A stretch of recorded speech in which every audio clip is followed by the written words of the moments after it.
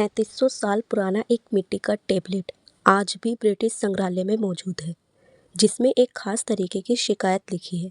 और वो शिकायत है खराब क्वालिटी के तांबे की।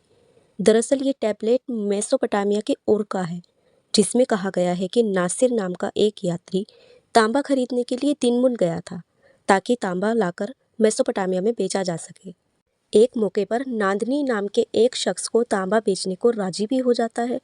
नांदनी अपने नौकर को लेन देन के लिए भेजता है, लेकिन बाद में तांबे की खराब क्वालिटी की वजह से नाराज हो जाता है और तांबा लेने से इनकार कर देता है।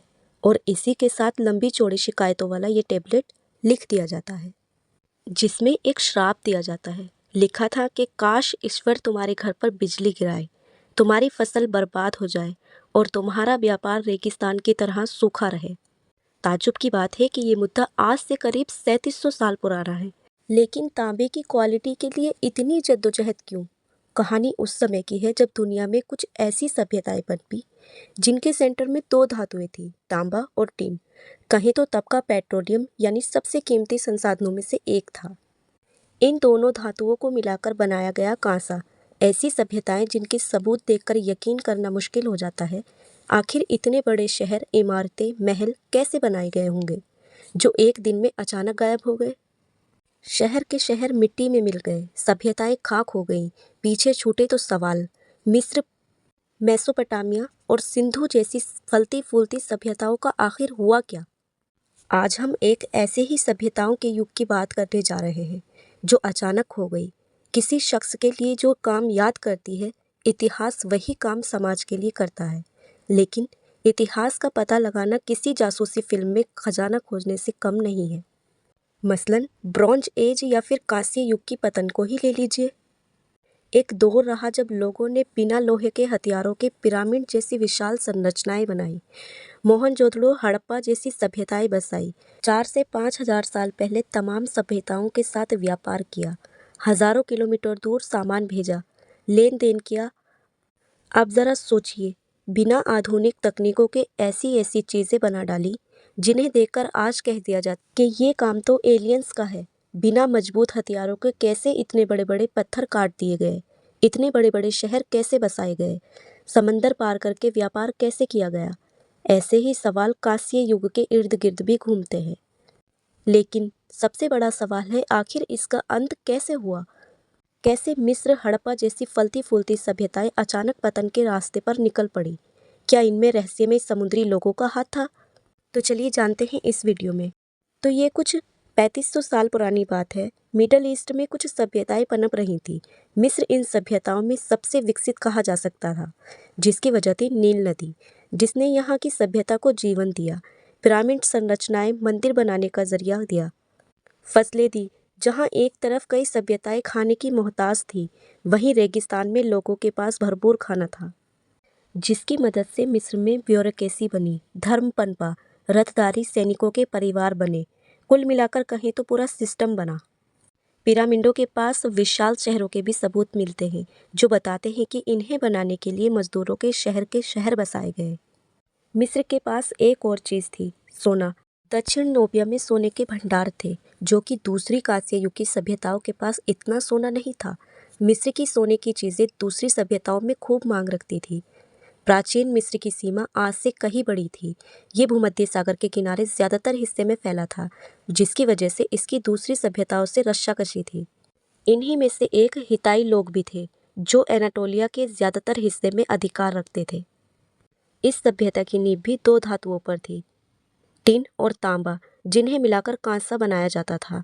तांबा इन्हें साइप्रेस के टापू से मिलता था, लेकिन टिन के मामले में ऐसा नहीं था। ये तांबे और लोहे जैसा नहीं था, ये काफ़ी दुर्लभ था, कुछ यूरेनियम जैसा दुर्लभ। यहाँ तक कि जहाँ जहाँ कांस्य युग की सभ्यताएं फैली, वहाँ या तो टिन के स्रोत प्राप्त नहीं थे या फिर तांबे के। वहीं हिताई लोग व्यापार मार्ग के बीच में थे, इसलिए इन्हें टिन आसानी से मिलता रहता था। हालांकि व्यापार मार्गों को खुला रखने के लिए इन्हें लड़ते भी रहना पड़ता था। इसी के चलते ये इस इलाके में सैन्य शक्ति के तौर पर उभरे। यहाँ तक कि मिस्र से टक्कर लेने वाली चुनिंदा सभ्यताओं में से एक थे। इनके बीच टसल रही। पुरानी संधि समझौतों में मिस्र और हिताई लोगों का समझौता शामिल है। खैर ऐसी ही एक सभ्यता इंडस वैली सिविलाइजेशन में भी थी। भले ही इन्होंने पिरामिड जैसी विशाल संरचनाएं ना बनाई हों, पर उस प्राचीन समय में इनकी अपनी लिपि थी, अपने नक्शे थे, शहरों का अपना प्लान था, कला थी, मनोरंजन के साधन थे और दूसरी सभ्यताओं के साथ व्यापार था। हालांकि सिंधु नदी के किनारे की सभ्यताएं भी एक समय के बाद गायब हो गईं, लेकिन अगर हम मध्य ईस्ट के आसपास की कांस्य सभ्यताओं की बात करें तो ये सभ्यताएं ईसा के आसपास 1200 से 1150 के बीच राख में मिल गईं। ऐसा क्या हुआ कि एक आदमी के जीवन भर की उम्र में विशाल के शहरों और सभ्यताओं का अंत हो गया, लिखने की कला खोने लगी, शहर राख हो गए, यहाँ तक कि मिट्टी के बर्तनों की कला भी कम हो गई। कहें तो इतिहास समय में पीछे चला गया। कई सालों तक दुनिया में न ऐसी सभ्यता विकसित हुई और न इतने बड़े शहर। कांस्य युग के पतन से जुड़ी सबसे डरावनी चिट्ठी उगारित के खंडरों में मिलती है, जो आज के सीरिया में है। मिट्टी के टेबलेट पर लिखी चिट्ठी में यहाँ का राजा अपने साथी से मदद की गुहार लगा रहा है। आइए जानते हैं इस चिट्ठी में क्या लिखा था। पितामह, दुश्मन के जहाज आ गए हैं। वे मेरे शहरों को आग लगा रहे हैं, जमीनों को बर्बाद कर रहे हैं। पितामह को पता नहीं है कि मेरे सारे रथ खाते शहर में हैं और मेरे सारे जहाज लूका के बंदरगाह में हैं, जो अब तक वापस नहीं आए। उन्हें इस मामले के बारे में बताया जाए। दुश्मन के 7 जहाज़ों ने भारी नुकसान पहुंचाया है। अगर और जहाज आते हैं तो। लेकिन कुछ इतिहासकार मानते हैं कि ये चिट्ठी कभी भेजी ही नहीं गई, क्योंकि जब उगारित के खंडरों की खुदाई की गई तब ये वही महलों में पड़ी मिली। इससे एक सवाल पैदा होता है, कौन थे ये रहस्यमय दुश्मन? ऐसे ही दुश्मनों का जिक्र दूसरी सभ्यताओं में मिलता है, जिन्हें सीपी पले समुद्री लोग बताया जाता है। आपके दिमाग में भी सवाल आया होगा, कौन थे ये लोग, क्या करते थे? इसकी कोई पुख्ता जानकारी नहीं मिलती है। इन्हें लेकर कुछ थ्योरी है। वैसे ही कुछ थ्योरी कांस्य युग के धूल में मिलने की भी है। चलिए एक एक करके जानते हैं। 1177 BC the year civilization collapsed में आयरिच क्लाइन इस बारे में विस्तार से चर्चा करते हैं। एक वजह बताई जाती है कि सेंट्रल सिस्टम का गिरना दरअसल खेती, व्यापार, शिक्षा और टेक्नोलॉजी की वजह से जो ब्यूरोक्रेसी और सेंट्रल गवर्नमेंट का सिस्टम इन सभ्यताओं में बना, आम लोग उन पर अधिक निर्भर थे। सिंचाई से लेकर बीज, यहाँ तक कि फसल कब बोनी है, ये सब केंद्रीय व्यवस्था के अंतर्गत बताया जाता था। छोटी छोटी व्यवस्थाएं भी ऊपर के लोग तय करते थे। ऐसे में एक खतरा ये भी रहा होगा कि जब शासक या केंद्रीय व्यवस्था में कोई परेशानी आती तो पूरी व्यवस्था चरमरा जाती। अब बात करते हैं दूसरी थ्योरी सीपी पले समुद्री लोगों की, यानी समुद्र से आने वाले अज्ञात लड़ाकुओं की, जिन्हें समुद्री लड़ाकू या फिर रेडर्स माना जाता है। मिस्र के रिकॉर्ड में भी इनके आने और हमला करने का जिक्र मिलता है, पर ठीक ठीक इनकी पहचान नहीं मालूम।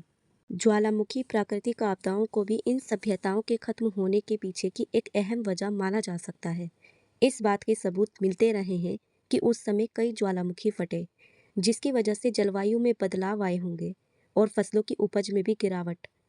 इसके अलावा मिट्टी की उत्पादकता में कमी भी एक वजह मानी जा सकती है।